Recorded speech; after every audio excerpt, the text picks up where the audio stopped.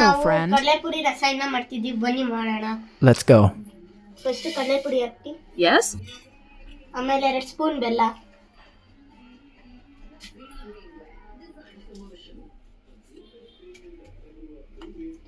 ಆಮೇಲೆ ಬಾಳೆಹಣ್ಣು ಹಾಕಿ,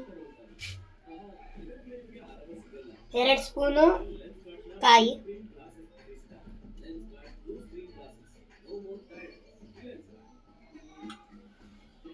ಒಂದು ಚಿಟಿಕೆ ಅಷ್ಟು ಏಲಕ್ಕಿ, ಮಿಕ್ಸ್ ಮಾಡ್ಕೊಳ್ಳಿ.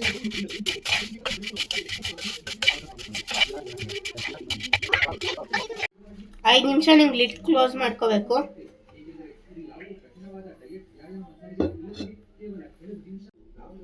5 ಮಿನಿಟ್ಸ್ ಆಯಿತು, ತೆಗ್ದಿದ್ದೀನಿ.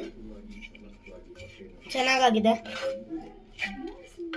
ಟೇಸ್ಟ್ ಮಾಡೋಣ ಬನ್ನಿ.